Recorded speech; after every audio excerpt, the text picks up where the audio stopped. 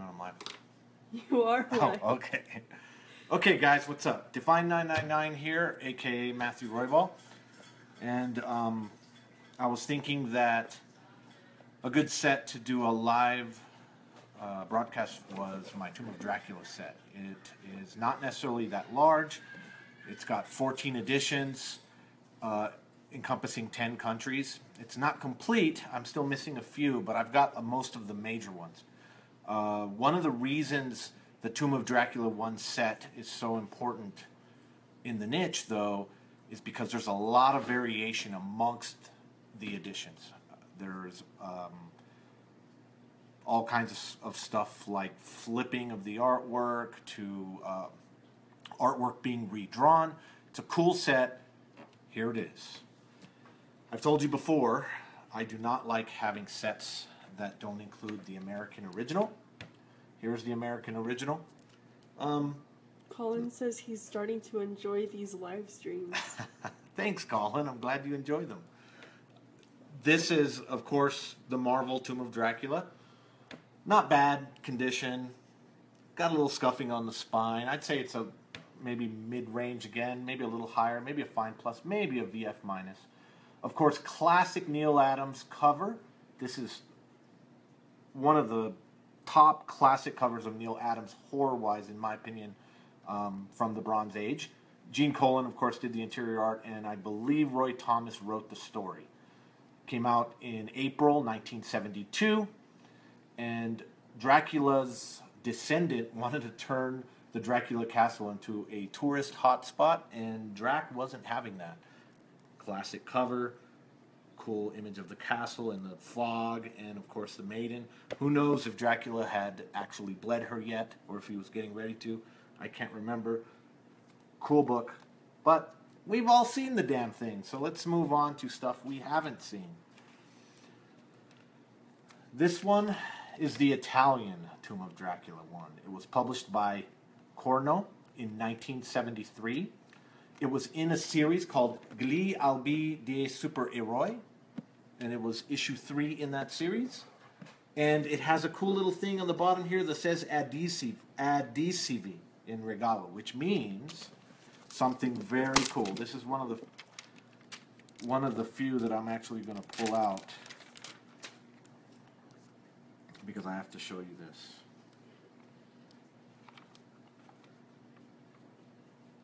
In my opinion, this is one of the top Italian foreign editions to own, as long as it's complete. There are many floating around out there that are not complete. The reason being, they do not have the stickers that went with this issue. This issue had these stickers put into the spine, and they were saddle stitched. These stickers are still intact. You've got Luke Cage on one side and Drac on the other. And the Italians, especially the Corno publisher, loved putting little extra goodies, whether they were posters or stickers. This copy has the stickers still. How do you pronounce that? M-I-J-A-E-L? Miguel. Hello, Matt. He said something in Spanish. Well, say it. I'm a white girl. You know some Spanish, white girl? No. Yes, you do. What does it look like? God, I can't believe. Okay. Saludos de Mexico. Saludos de Mexico. That means... Wait, I'm not hello done. Hello from Mexico. C-A-B-R-O-N-E-S. Cabron. He's basically calling me a bastard. That's okay, because me and Miguel are good friends, and that's what we do. Italian. Awesome book. Hello. Colin says, oh wow, that sticker setup is cool. And he's like, hello, my Mexican cuss word. Translation. Thank you, Colin. Okay. Next.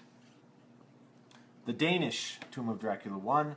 I believe this is Forlag. Forlag they published some other books in the Nordic countries. This is a later printing. This is the second Danish printing. And it's got this cool Hulk and a banner on the bottom.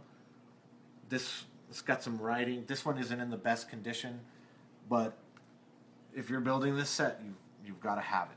This is definitely one you've got to have. Danish Tomb of Dracula 1, but a later printing. So, interestingly enough, here is the Swedish, and this is published by Forlags in January 1982. This is the second Swedish. I believe it's the second one, yes. Collins says, as best as possible, I'm better at German. Oh, that's cool. I need to learn. I want to learn basic greetings in as many languages as I can. I know the basic German. Guten Tag means hello, but I wish I knew a little more. German's a cool language. I like it. Sounds crazy. It sounds like you're mad when you're saying it. So Swedish. This could also be sold in Finland. Swedish Tomb of Dracula 1, later printing, 1982. This is the second one that got printed in Sweden. Now, we're moving on to one of the more different, interesting ones. This is the Tomb of Dracula UK. It's not really the Lives issue 4, Marvel UK. I don't know when it was printed. They took the classic Neal Adams artwork and they flipped it. And different title, doesn't have the interior from issue 1, but it's oversized and it's a cool book to have, especially if you're building the set. It's from the UK. What's up? Nothing. I'm trying to figure out a way. You got it. It's holding steady, girl. Okay. Spanish Tomb of Dracula 1. This is Comics Forum. This is another relatively, well, more modern than, the Bronze Age. 1988 in February. Clásicos del Terror. Desere la tumba llega Dracula. Comics Forum published a ton of stuff in the 80s. Kind of a neat title. I like the title, and it's got the classic Dracula circle in it. Cool edition of this book. I like it. It's not in the best condition. It's a little rough, but, we talk about with foreigns all the time. Sometimes just having them in any condition at all is important, especially if you're building a set. That is the later Spanish. There's an earlier Spanish, and let's go ahead and let's do the earlier Spanish. This is a cool book. Spanish Tomb of Dracula 1, La Tumba de Dracula, Volume 2, Issue 1. Now, this one, I don't remember when this was printed. I'm pretty sure it was still in the 70s. I'm almost for sure it was before this later one. This was published by Ediciones Vertis, and this cover was redrawn. It's the classic Neal Adams artwork, but it was redrawn. We know this because of we can tell in the face, and one really big thing. On the original Neal Adams artwork, her feet don't have toes. These ones do have toes. Colin's speaking German now. Oh, is he? Guten Tag, hello, Guten, not good night. Guten Tag, Kamerad. Guten Morgen, good morning. Guten Tag can also be afternoon. Huh. And Carl says, I never realized how popular the series was until somewhat recently. Huh. Yeah, this is Marvel horror classic stuff here, man. If you're into horror and you're into Bronze Age books, you gotta have Tomb of Dracula 1 or, however far deep into the run you want to go. It's awesome. And written by Roy Thomas. So, feet, toes, different looking mouth, more pronounced nose. Lopez Espy was an artist that redrew a lot of stuff for Vertis in Spain. A whole Facebook Live thing could be done about him. A lot of young Spanish youth, their first brush with Marvel covers were covers redrawn by him. I don't know if Lopez Espy is exactly the artist that Vertis that did this, but I think so, because I think they maybe had a few other artists, but he is the man in Spain. Awesome dude. And yeah, this is Tomb of Dracula 1, but the cover is redrawn by Lopez Espy. And this is oversized, which I really like the oversized stuff. Okay. Let's go to Germany, Colin. Guten Tag, Colin. Here is the German Tomb of Dracula 1. It was published by BSV Williams. They did a lot of DC and Marvel stuff. Down, cat. Graf Dracula. I like it. The vampires, I don't know, but we know it's the Night of Vampires. Dracula lebt, die Gruft von Graf Dracula. This is cool, and this issue actually in Germany is very pricey. This is a lower grade issue, but you know, in Near Men, I think this issue can reach into the $100, maybe even $200 range on the German market. Cool book. Don't really know when year-wise this was put out, but I'm pretty sure it was in the late 70s. If some of my German friends know other than that, maybe chime in, because I don't remember. Okay. My buddy Bjorn will like this one. The Swedish. Now, this is the Swedish Tomb of Dracula that was printed closer to the American. This is January 1972, as far as I know. It was published by Svenska Siri. I don't know how... I can't speak Nordic stuff, man. I mean, one of these days my buddy Bjorn's going to have to help me, but Svenska Serie is the publisher, and it's got this cool little star, Heltfarg. I don't know what that means. Vampiren's Night, not. I'm guessing maybe that means Night of Vampires again. Really cool version because it's so similar to the Marvel, the classic Marvel version, down to instead of the Marvel banner, we get this Swedish banner. Awesome book. And old. I mean, this is 1972 in Sweden. So, again, just having a copy of this book makes the set all that more cool. Crap, he's in the bathroom. Who is the cat? The cat. Well, he'll have to destroy it and we'll get back to it. Okay. Now we're getting to some very interesting and cool ones. The Mexican Mac, Tomb of Dracula. This one was October 1975. We know that because they published it up here, even down to the day. It was in the Serie Terror, number 25. This is a hard book to find. My buddy Tony is the one that found this for me. This book is rough. I mean, the spine is really jacked. It's got a sticker on it. It's got writing on it, I think, somewheres. Oh, yeah, she's got like a black eye from like a stain. But who cares? These Mexican... For some reason, you know, like in the Mac 129 that I did in another video for before, that book seems to pop up. But some of the Mac stuff is infinitely more difficult than some of the later Mac stuff. This is one of those books. In fact, I don't think I've ever seen but maybe one or two of these ever for sale on any site ever. Having this book is huge. I'm not the only person that builds this set. My buddy Stefan builds it. I think maybe there's one other person, but Stefan is the next big guy that has a set. His set is definitely in better conditions. He's more of a condition guy than I am, but this is one he doesn't have. And it's one of the reasons is because it's so freaking hard to find. And he might have passed on this one because he didn't like the condition.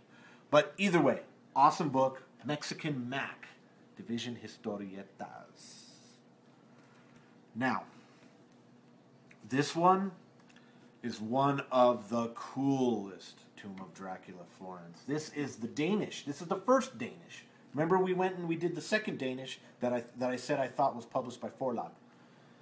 This one's published by Interpressy. It is Dracula 8, so they did have a Dracula 1. I forget what that cover was, but for some reason they chose to use Neil Adams' classic artwork on issue 8 in their run. I'm not sure. It was published in 1973, so it's relatively old and close to the American. This is the first one that appeared in Denmark, and it is awesome. Look at that title. Look at this Dracula head there. This is a really cool edition of this book. one of my favorites, if not possibly my favorite foreign edition. Awesome, awesome book. Danish. Okay, this one is a funky one. This is the Brazilian Tomb of Dracula 1, Mumia 9, but it's included in the set, but sort of like the UK, it does not contain the story at all. In fact, it doesn't contain any Dracula at all. This was somebody that just decided they were going to swipe Neil Adams and redrew his classic artwork. Of course, look, it's got a white background. There's no detail in the back. They did include the moon and some of the fog, but it's kind of crudely done, and it's not related to Dracula at all, as far as I can tell. There's some horror stuff in here, but there's no vampire stuff that I can tell at all. Of course, I can't read Portuguese. But this is a tough book as well. Very hard to find. If you're building this set, you got to have it because it's got the classic artwork. One interesting thing about this redraw, though, is this is the only one that I know of where they put shoes on her. See the red on her feet? They put high heels or shoes on her. The artist that redrew this, only one that is like that. Originally, she's not wearing shoes at all in the classic Neil Adams artwork. Ernie says, I need that Danish one in my life as long as she has toes in that edition. Winky face. She doesn't. I don't think she's got... Yeah, it's more the classic artwork. There are no toes in it. The only one that has toes is the one that was redrawn by, I think, Lopez Espy. But this one, she's got shoes, Ernie. Brazilian. Okay, two biggies. The two biggies. Former Yugoslavia, Tomb of Dracula. This is another awesome one, simply because all of the EKS Almanach, this is EKS Almanach 385, the EKS Almanachs are just awesome. They are beautiful, oversized, black and white interiors, color covers. Look at the color changes they did. It's all lime. She's got this kind of limey green dress with some lime green eyeshadow. The moon and the castle are lime. The Dracula C is replaced by a K. How fucking cool is that? I'm going to cuss because my son is not here. He's taking a bath. That is freaking cool. Look at this, like, I don't remember where this is from, but could that be like a little mini portrait of Dracula there? This is an awesome edition. Awesome. And it was printed relatively recently, 1984, but again, with the EKS Almanach, they had to survive Civil War. They had to survive craziness in the Balkans. And the fact that I own this one is huge. Very, very stoked. Awesome edition. Now, the last one. This is the Australian Tomb of Dracula 1, Jaffa, February 1978. Black and white insides, and extremely tough to find. The Jaffas can be very difficult to find. And interestingly enough, later in the run, in issue 4, they reused the artwork again. The coloration is different, definitely. And on the bottom, I love how they have they did this different colored lettering, Night of the Vampire, on the bottom. Awesome book, Australian Tomb of Dracula 1, Jaffa. And, yeah, that's the last one I'm showing. That's my Tomb of Dracula set, including the American and all the foreigns. That's 10 countries. It's 14 editions. I'm still missing some biggies. I'm missing the French. I really like the French. And I think there is at least one more from one of the Nordic countries that I want. I forget which Nordic country it is. What else can I say about this set? It's taken me a while to build. There's been some very tough ones that I've acquired. The Yugoslavian, the Mac.